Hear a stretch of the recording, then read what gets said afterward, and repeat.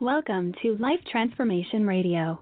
This show is all about life transformations and our journey from where we were to why we are doing what we are doing today. We will discuss the hiccups, the roller coasters, and the blood, sweat, and tears that has been poured out while discovering our purpose. It is all about our transformations. Here is your host, Sean Douglas. Good afternoon and good evening, and welcome to another episode of Life Transformation Radio. I am your host, Master Resilience Implementer, TEDx speaker, business positioning strategist, and author, Sean Douglas. This show is currently heard in over 70 countries, such as the United States, United Kingdom, Canada, Mexico, all across Europe and Africa. So I want to thank you to those who are listening from around the world. Life Transformation Radio is all about our transformation. Here is where we tell the stories of why we're doing what we're doing. We highlight that transformational moment that changed our lives and how we use this to then transform others and elevate their lives as well. You can listen to us live right here on Blog Talk Radio Network Tuesday through Friday at 5:30 p.m. Eastern Time. You can join us live.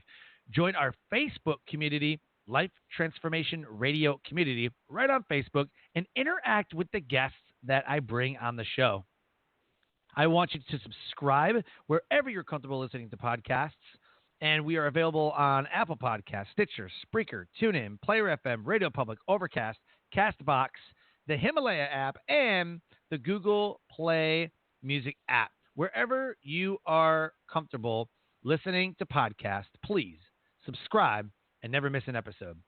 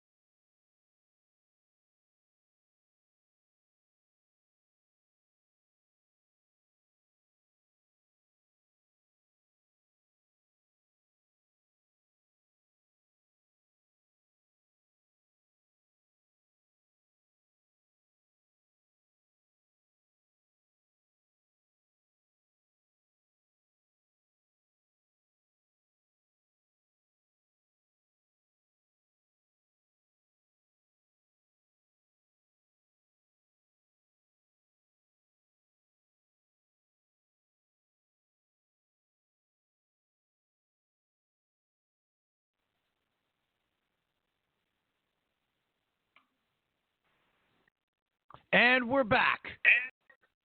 Here we go. We are back. Robert, are you with me?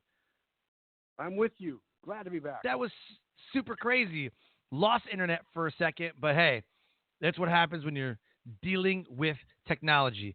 So, as I was saying, On the show are entrepreneurs, speakers, business owners, coaches, podcasters, authors, amazing people who are impacting the world around them. And my guest today does exactly that. If you have any questions for any of the guests that I bring on the show during our live broadcast, you can call us up at 657-383-1109. Again, the number is 657-383-1109. And with that, please help me welcome to the show my guest for today, Robert Owens. Robert, welcome to Life Transformation Radio. Hey, Sean. Great to be with you. Glad to be with your audience and look forward to talking. Man, I am super excited to have you on the show for a couple different reasons. But I think the most important reason is you're doing something that not a lot of people are doing or have done in life in general or at the age that you're at. I mean, I was blown away by your story when we met back in New York City at the Publicity Summit, National Publicity Summit. Right. Holy smokes. I was like, how could I not have you on the show? Like, that's amazing. So, now, listen. Yeah, all man. the listeners, it's not that big a deal. To me, I'm like, oh my God, this is amazing. But I think what it is am I going to be that way, when I get older? I look at some of my family members, I look at some of my friends, I look at, like, am I going to be able to do that? And so incredible the things that you've accomplished, and I can't wait to get into it. But also, being that you are an Air Force veteran, and I'm serving in the Air Force, just makes it that much sweeter to have you on the show. It's a sweet thing. And when we both connected with our Air Force stuff or our veteran stuff, it was great. Mm-hmm. So I'm glad to have served years ago as a pararescueman, and it's fun to now be helping and being back at Lackland and different places working with our military. Yep, absolutely. So the title of this episode is Leadership for Changing Times with speaker and leadership expert Robert Owens. As an international speaker and coach on leadership and management development, and a mediator and crisis coach, Robert Owens has lectured in over 30 nations. Clients have been as diverse as Navy SEALs, NFL, the Philippines Joint Chiefs of Staff. Robert completed 12 Ironman Triathlons and is one of only a handful of remaining Ironmen that finished both the original Honolulu Ironman course in 1980 and Ironman World Championships in Kona. Robert has a reputation in the business and corporate world as a problem solver. He was first approached for assistance immediately following service as a U.S. Air Force Pararescueman. He's since been hired to mentor and work with an array of business leaders, management teams, and employee groups to increase their skills and become better leaders. In 2017 and 2018, just to name a few, he did the 300 of Sparta, 8-day, 238-mile run climb trek from Sparta to Thermopylae in Greece. Became the oldest finisher ever in SEALFIT's Navy SEAL Kokoro 50-hour nonstop Hell Week challenge. He finished his 12th Ironman, and he finished the World Marathon Challenge, which is known as the 777. 7 marathons, 7 days, 7 continents. Holy smokes. He's written publications for following publications, Washington Post, Health Magazine, Triathlete Magazine. The guy is everywhere, and he's been on Spartan Games podcast and SEALFIT podcast. His website, roberthamiltonowens.com.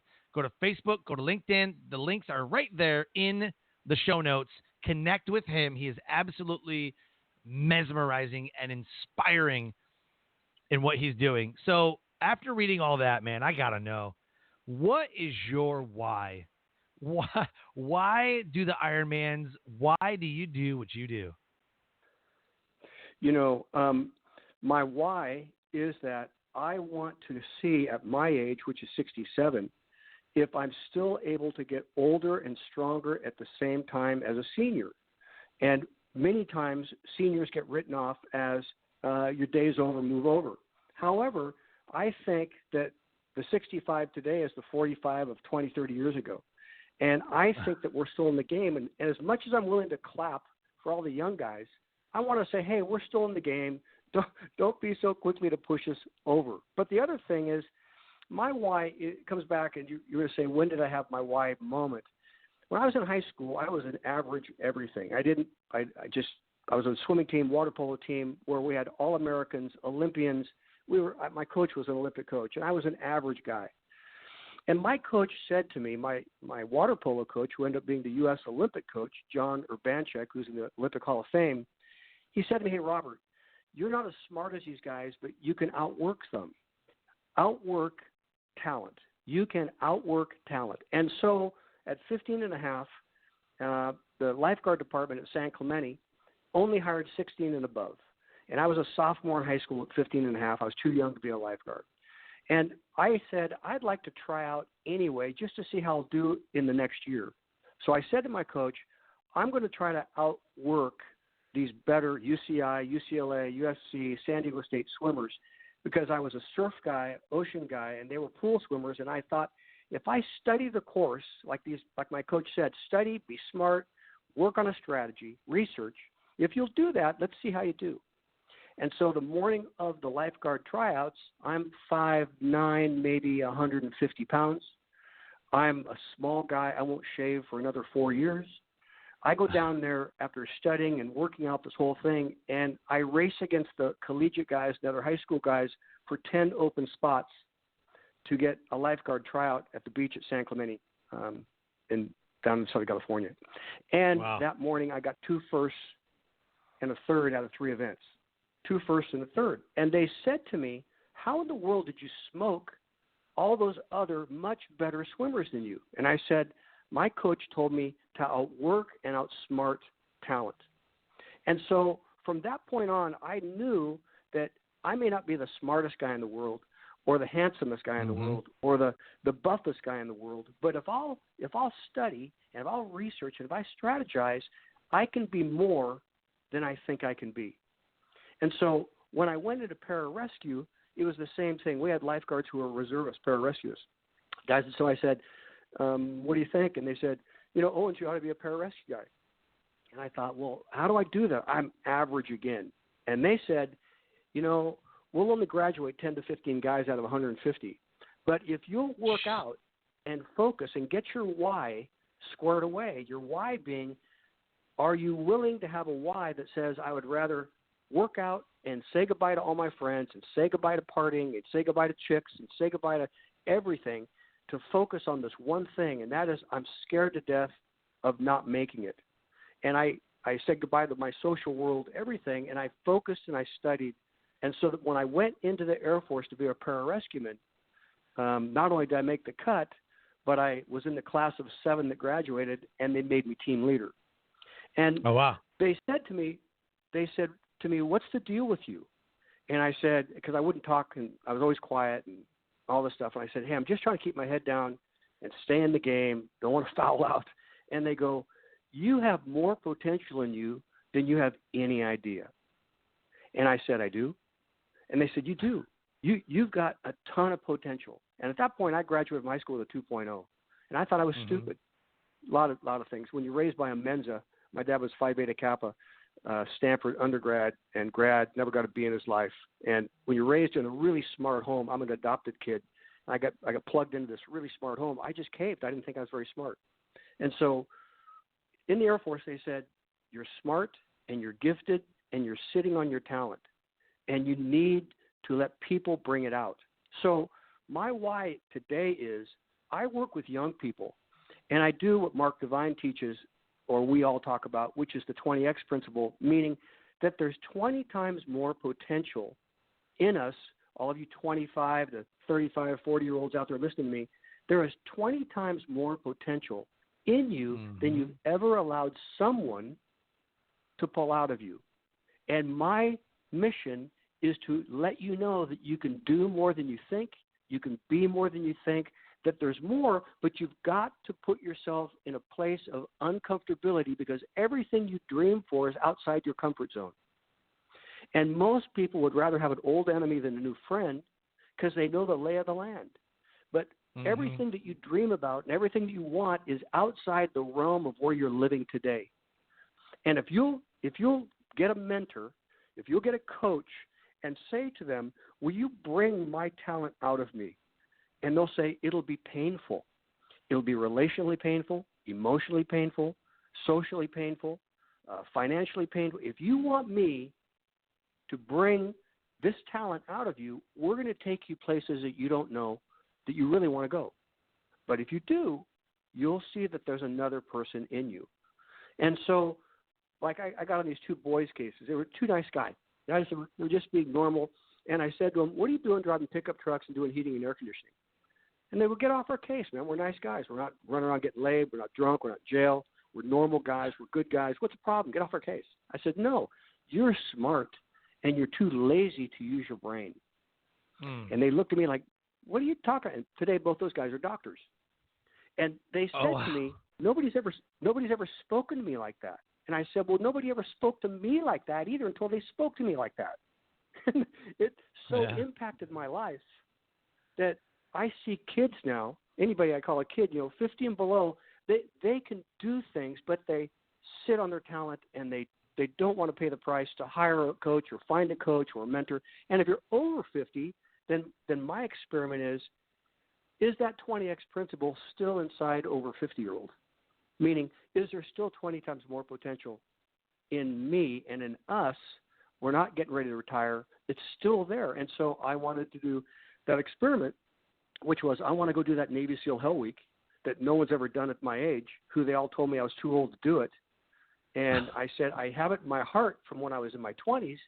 Can I go back and become older and stronger again and pull off this thing instead of writing myself off that I just have to clap for others? And so I trained for 3 years and became the oldest guy to ever survive Mark Divine.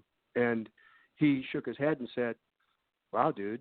And I went, right. I just didn't know that at 65 that capability was still in me. But I, like all my age group, said, just cruise. Put on autopilot. You paid your dues. Relax. Ski, surf, whatever you're going to do. But you don't have to do this anymore. And I want to tell people and encourage groups, there's more in you than you know. And it just needs some encouragement for it to come out. How's that?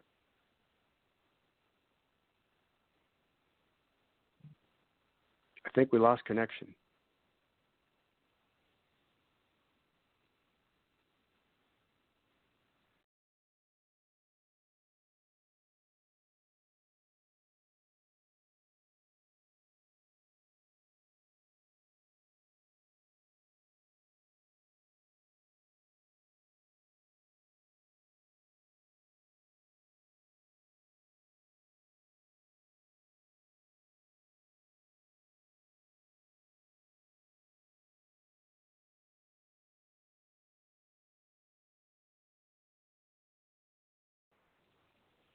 Okay. Are you there? Can't hear you. I'm here if you are there. Talking? Anybody home? It was fun while it lasted, Sean. What do you think? Anybody home? Let me try again. I'll hang up and call again.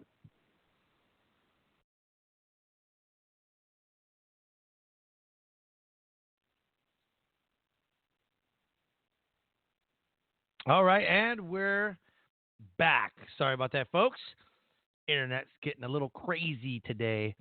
So we're going to get Robert right here. And here we go. Again, man, we're on an Air Force base. I'm on an Air Force base right now, and this internet is being really crazy because there's some storms that are going on. Maybe you're near Area 51 and there's things happening. Right. Right. So you were talking about the guys just shaking their head like, how is that possible? The guys that were there were like, how is that even possible? What's really nice is that the PJ Commandant, Josh Smith from Lackland, overseeing the PJ Pararescue and Special Ops program, he flew out and he came to the 50-hour nonstop event. A, he wanted to see what they did. I asked Mark if Josh could come. And then B, he wanted to see me. I'm the only Air Force guy that's ever tried to smoke these Navy SEALs and hang with them. And especially at my age, like this is really a long shot, Anyway, he was there. He just hugged me and he said, Owens, real nice. He goes, Owens, you're a beast. And I said, no, I just didn't want to be a PJ that would let you down in front of these Navy guys. And so, we had a great talking, but it was fun to get around for 3 years young people, get rid of my age group, get around young people, and listen to them and follow them, and then ask for help from guys who had been through this Kokoro experience, and just shut up and act like I don't know anything. They said, Kokoro loves to eat Ironmen. We have never had an Ironman finish this thing ever, first time out. And I said, well, that makes me feel real good. And so they said, you better not try to be an Ironman because they're going to eat your lunch. And I said, well, then tell me what I have to train for. And so from all the body weight stuff, all the CrossFit stuff, I just said, I'm going to keep my head down. I'm going to be humble. I'm going to do what they do. I'm going to puke, but I'm going to see if my body will again come back into the kind of shape that I need for it to be to survive 50 straight hours. And, it was just bizarre because it worked. I mean, and what Mark said was, how many of you guys at the end of the 50 hours could go another day with me nonstop of 24? And we all looked at each other and said, we could, all of us could do it as a whole class. And he said, and what does that say to you? And that says that time is irrelevant.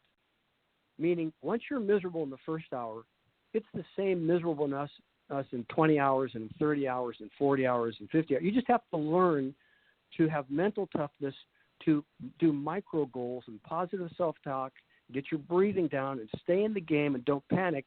And you can do far more than you think. And he said, what we wanted to show you, like we show our Navy SEAL candidates at 5 days, Sunday night at 5 o'clock till Friday night at 5, is that they're capable of doing more because we want to build confidence in them that when the pressure comes, there's more in them than they know. And we have to demonstrate it and bring it out of them. And everybody just looked. We had plastic surgeons in this group. We had real estate brokers. We had hedge fund guys. We had carpenters. We had 35 guys start, 15 finished. And there was not one type of personality or gifting in the group, but everyone looked at each other with our diversity and said, wow, we can do more than we've ever thought. And that's what we try to tell kids. You can handle pressure. You can go through things. You can make it through disabled children. You can make it through issues. You just don't know you can. The same pressure that makes one couple blows up another couple. The same pressure that makes one guy causes another guy to implode because you don't really know who somebody is until you see him under pressure. And so we in special ops, we want to put guys under pressure because they need to know who they are when that pressure comes because they're going to have to make decisions to make leadership decisions for their men. Meaning we know who you are when you're normal and you know who you are when you're normal, but you don't know who you are when you're out of your mind. And we need you to be out of your mind so that we can study you to see if you can make leadership decisions or you go into self-centeredness, my butt, I'm going to cover my butt. And so we need to discover who you are, and you need to do that. Therefore, we need to take you into the zone that will make you or break you, but it will reveal who really is inside you. And every one of us from, as I say, the plastic surgeon, the head fund judge, everyone just looked at each other and said, this is an amazing thing because we never would have done this naturally, but we all shook our head and said, we've grown up. And we want young people to grow up. And I speak a lot to seniors on you choose how you age. Like I just got done this afternoon speaking to a group on you choose how you want to go out. And if you want your excuses, and you want that big fat gut and tell everybody, I'm not pregnant, but I spent a lot of money growing it and, all the stuff, that's fine. But don't complain when you can't spend your 401k and you can't do retirement because you've let your body go and now you can't do the vacations with the money that you saved. Don't complain. Right. It seems 100%. really stupid to me if you're going to invest your money in stocks and bonds and 401k stuff, you're going to invest in your future, then why don't you invest in your health so you can enjoy your future? Right. No, that's true. It seems smart to me. Do both. Yep. So I have a lot of fun with my age group. Go ahead. So what would you say is a transformational moment that changed your life and put you on the path to what you're doing today? I think that story I told you about in high school.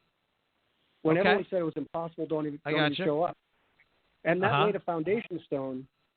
Like when I read Sports Illustrated back in 1979 about the toughest endurance race in the world, and it was just newly coined Ironman. I read that thing in SI laying on my dorm floor, and I showed it to everybody in my dorm, and they said, "That's stupid. I mean, you don't even think about it."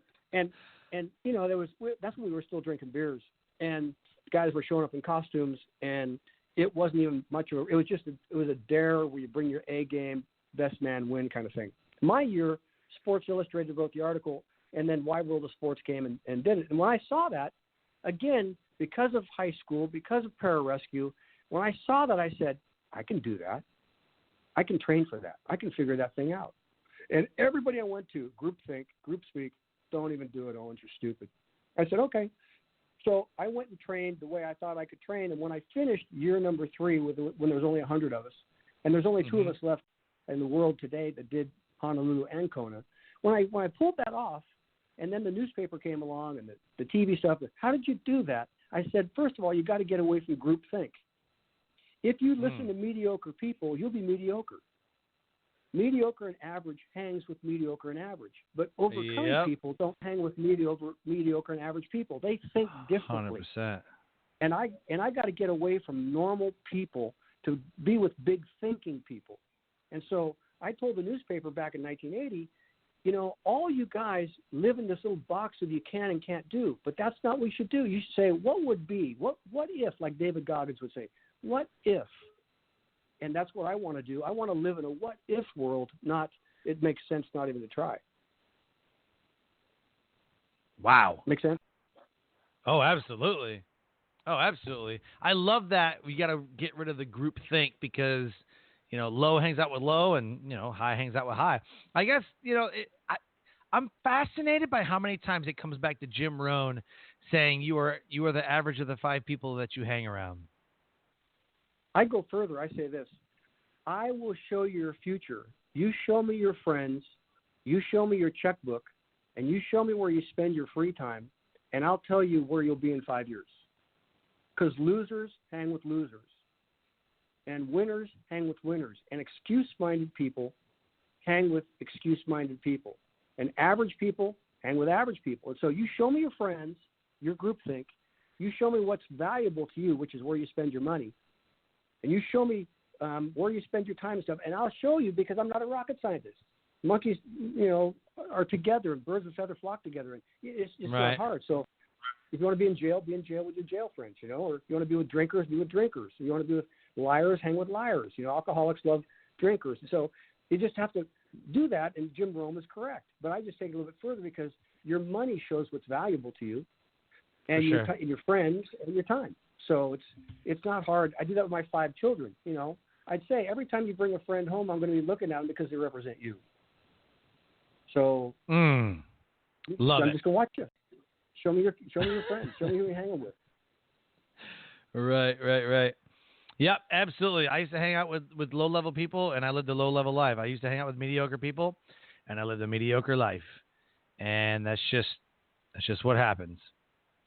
So yeah, for me, it was I had to retrain my brain to not think the way that was so normal for me to think. When the moment I woke up in the morning, I would think normal thoughts. You know, I'd think their group speak thoughts. I would think my feelings. How do I feel today? Like, who really cares? Just do it, you know.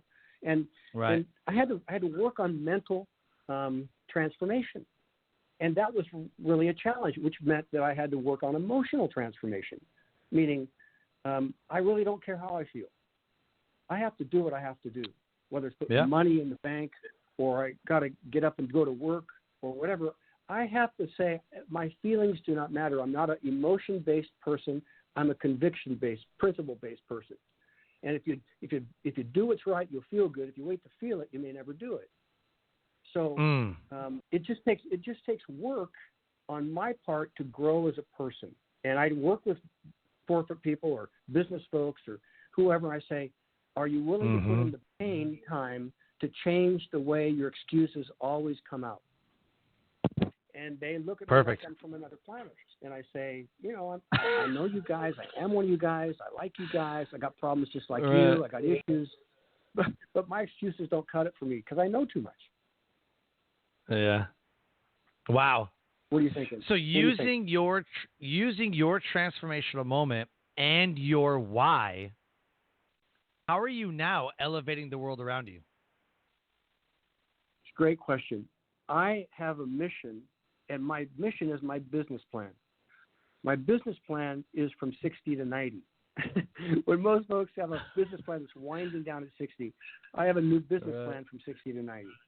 And my 60 to 90 business plan is to impact as many over 50-year-olds and under 50-year-olds in this world with my concept of you can do more than you think you can if you'll just stop being an excuse-minded person. And I'm going to do that around the world in 30 nations till I drop over dead someplace. And I'm having more fun than I ever thought I could have. And some people just think I'm nuts. And I think it's fun to be nuts. I worked really hard to get like this. This did not come easy. I paid a lot of price, in special ops and spaced out in mud puddles, running marathons to come up with, I'm different. I've worked hard to get here. And thank you very much. 100%. Yeah. So that's what I want to do from 60 to 90. And I do it.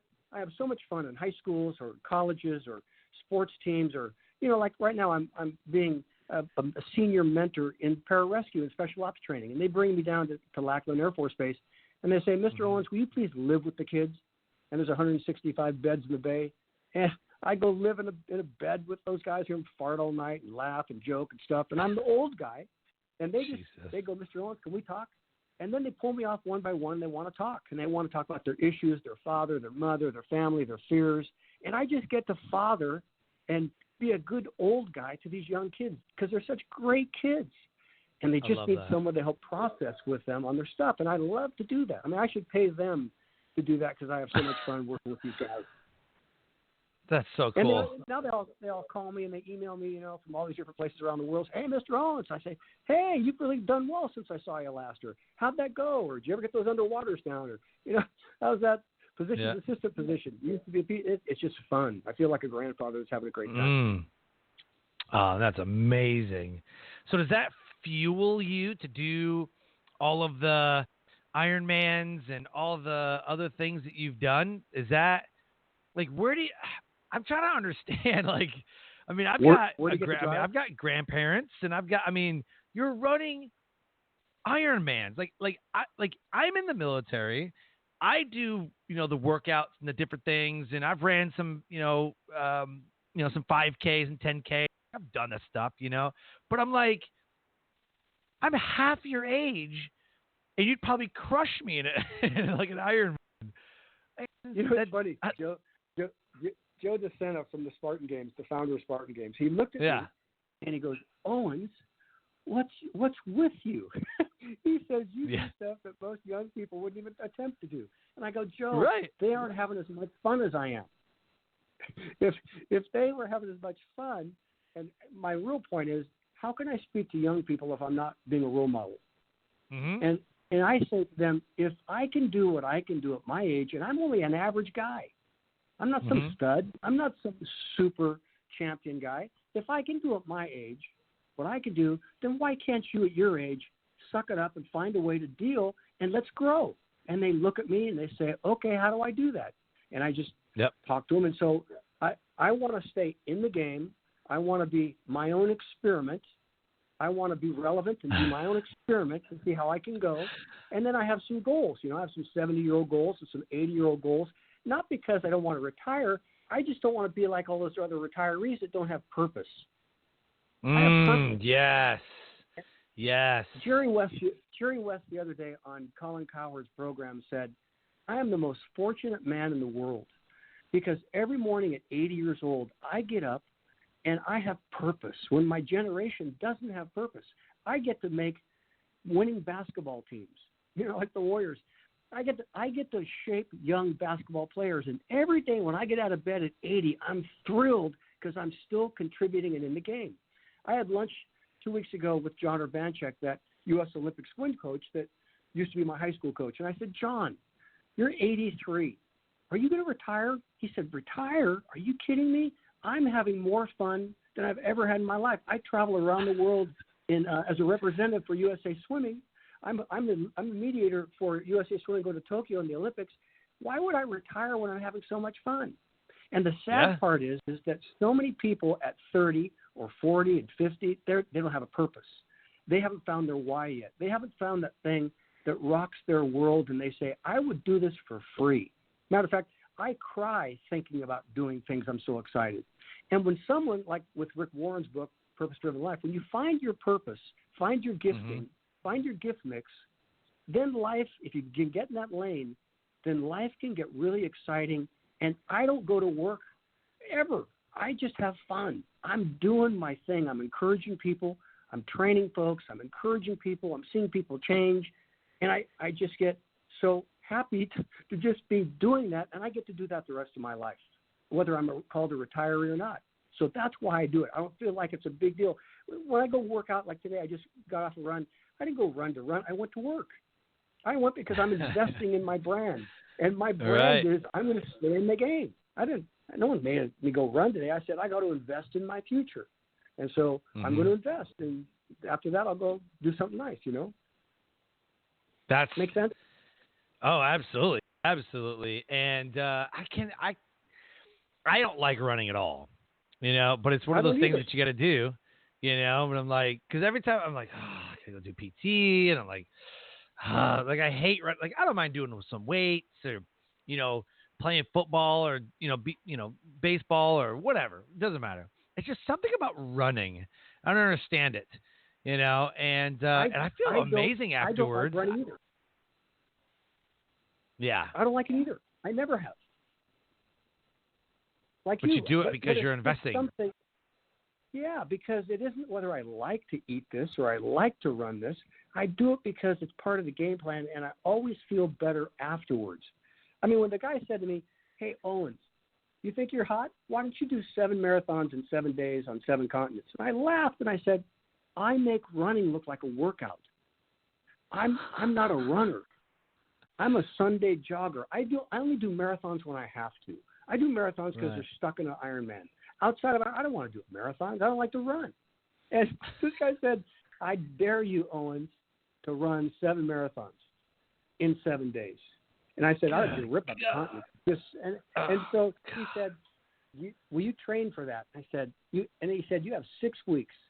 And I went, oh, thank God I was in shape from Kokoro. And thank God I just got out of the Ironman. And so I just went online and did research and figured a strategy on how to do it. And I figured out how to survive myself and do it. And people said, you must just be a runner. And I hated every moment of it. Yep, that'd be me. Every step was another step towards being epic, and doing something legendary. And it was just one step closer to being done. And wow. You find a different reason for what to do. As I'm listening, I'm like, so first of all, I'd have to even Google. Here's how much I don't like running. I'd have to Google how long a marathon is just to know how long a marathon is. I have no idea. Well, it's 26.3.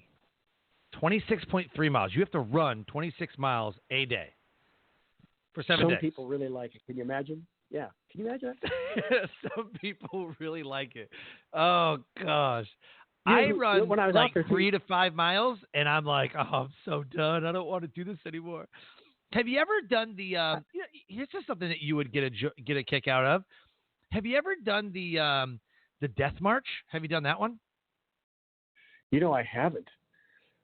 And I have no real zeal to do it. But I'll tell you something. That first thing that you read off, that running across Greece, that you remember the movie 300? I do. Well, that was a reenactment of King Leonidas and his men going from Sparta to Thermopylae, where they had that suicidal encounter with the Persians. Wow. And the legend has it that they did 238 miles. And we did that as a Navy SEAL fundraiser for the guys that died in Benghazi. So the Navy SEALs that did this thing, they went and raised funds for the families and the children of the 4 contractors that died with the ambassador. And they said, hey, Owen, and I said, yeah, I want to do that. So we wanted to do a warrior march for our fallen warriors and raise money. And I raised money for pararescue guys, and they raised money for those 4 families. Well, yep. that thing was up mountain. So like when you climb out of Sparta the first day, it was a 6-hour ascent, 6-hour climb up a mountain, then a 4-hour run down the other side. And what we had to do is we had time every day. A certain time we had to cover 30 miles a day for 8 straight days. And I did that to see if I could do the 777, which should be easier if I could do the 8 at 30 miles a day. Anyway, we had to speed walk up those mountains. And there's a reason why it was called the Baton Death March, because speed walking is a completely different animal than walking. And our bodies were not trained for speed walking. Hips, ankles, knees, the way you roll your foot. And so when you're speed walking 8 days and then running down the other side of the mountain, that's a whole nother world. And we all looked at each other. There's a guy called Iron Cowboy. He did 50 Ironmans in 50 states in 50 days in a row. And Iron Cowboy was there with the Navy SEAL guys, and he said, everyone needs a stupid one on their resume. And we just looked at that. This thing is this is so stupid. Just let us get to Thermopylae and die, you know? This thing is hard. Hot weather, heat, all this stuff. But the point is that you're right. Some people really like it. Some people can do it. Some people are gifted at it. When you do the 777, for the listeners, they'd like this. There are the 3-hour marathon guys, and they're like, they're smoking it. Yeah. Then there's the 4-hour guys. Then there's the 5-hour guys. Then there's the 6-hour guys. And then there's the wounded. And the wounded is anybody after 6 hours that is just trying to survive. Except for in my year, the guy that did it that was the hero of the whole thing was a guy with Parkinson's. And he dragged his right arm and his right leg the whole 7 marathons. His name is Brett Parker, and Brett's the president of the New York City Bar Association. He's on the Michael J. Fox Parkinson's board. And we said, Brett, why are you doing this? He said, because I'm not going to let Parkinson's steal my life. I am going to keep pressing. And we cried when he finished. We just all said, "Dude, you're the one." That's amazing. But anyway, the point. But the point was, you have different kinds of people, and they run different speeds, and some like it and some don't. Wow. Hey man, this is incredible. I feel like we have so much more to talk about, but we're just about out of time. But I want to invite you back. I'm going to the Spartan Race World Championship in Lake Tahoe, September 26th, 27th, 28th. I'm going to be part of the media team, and Life Transformation Radio is going to be covering the event. So I'm going to mention to those guys that I had you on the show, but I want to have you on the show right after that so we can kind of compare stories a little bit, because I'm going to run 13 miles of it, and we'll see what happens. We'll see what happens. Just remember, you got some altitude there at Squaw. Yeah. So you're going to start your basically your 13-mile run is going to start you at about 5,000 to 6,000 feet. That's where I used to ski, and so have fun. Yeah. So here's what I want to do. I want to give the listeners a chance to connect with you. So give me 15 to 30 seconds. How can they get a hold of you? Where can they find you? What do you want them to know? If they would like me to come in and encourage their group or talk on leadership development or mental toughness, my website is Robert Hamilton Owens. Hamilton like the stage play. RobertHamiltonOwens.com. And all my information's there. And then let me say this in closing. All of you that are listening in the 70 nations, if you like this or like something about it, would you please text or write or email Sean and say, this is what I liked about this program, so that Sean can understand more about his listeners. And so it would be beneficial for me. The way you can help me is by talking to Sean and sharing with Sean what you got out of this program. That'd be great. I love it. I love it. Contact him at Facebook and LinkedIn. It's right there in the show notes. And go to RobertHamiltonOwens.com. Robert, thank you so much for being an amazing guest today on Life Transformation Radio. Sean, you're a good guy. Thanks so much. All right. Life Transformation Radio listeners, you heard it. Connect with Robert. He's doing incredible, incredible things. As we close, I always say, live your brand. Find opportunities every day to live out the core values that you hold deep in your heart. And I call this living your brand. So until next episode, live a great life.